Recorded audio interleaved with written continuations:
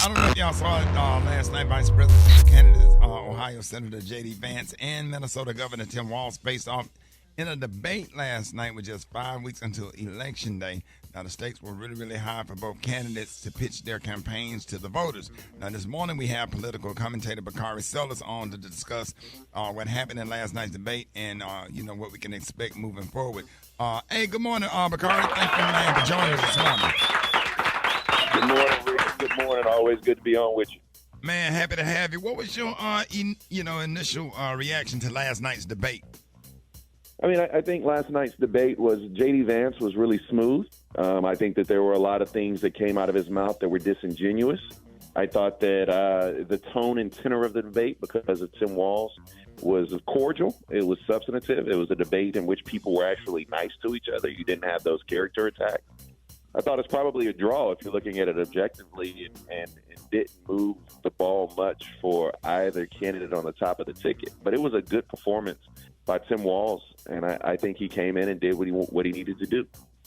Right. Yeah, I would agree with you on that, Bakari. I don't think Tim Walz came in to be on the attack or be on the offensive. I think he came off a little nervous and timid in the beginning, but kind of started to get more comfortable as it went along. And I think J.D. Vance caught himself up, particularly on the whole January 6th thing and whether or not Trump lost the 2020 election and the abortion issue. I think he kind of tripped himself up there and came off extremely disingenuous. You about to take my job on CNN. That's a great analysis. I mean, I think that's exactly how I see it. You know, a lot of Democrats wanted Tim Walz to come out and be this pit bull who just kind of slapped J.D. Vance around, and that's just not who he is. When people watch the debate, they're like, I like Tim Walz, and that's, he had a certain level of humility about himself, and that's important.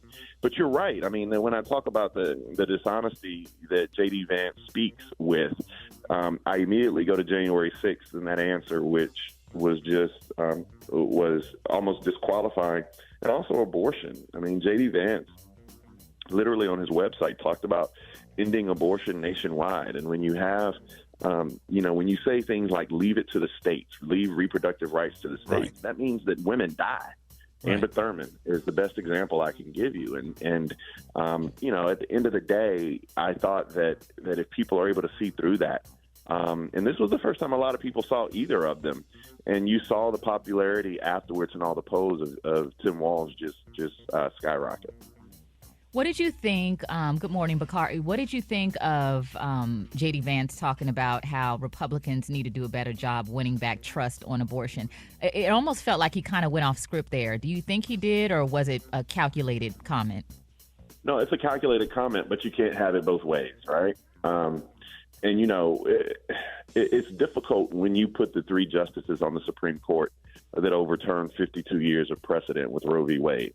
If you're responsible for overturning Roe v. Wade, you can't come to me and all of a sudden be some reproductive rights champion. And that's very hard for him. I mean, he got himself in this pretzel that's very difficult for him to get out of. And so I applaud the fact that J.D. Vance is a good debater. I mean, just on pure skill set. But when you don't stand for much, it doesn't matter your skill set when you get in an environment like that, because you become really transparent. Do you think it's going to move the needle, Bakari? No. And I think you'll steadily see, which is a good thing for Democrats, because you'll steadily see Kamala Harris gain more and more separation in these swing states.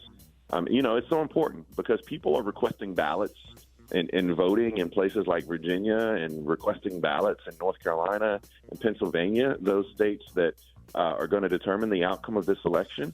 And so if you're in Georgia, North Carolina, Pennsylvania, Michigan, Wisconsin, Nevada, Arizona, I'm not sure that last night's debate solidified anything other than the fact that you don't want chaos, you want some stability, and you want some honesty in the White House.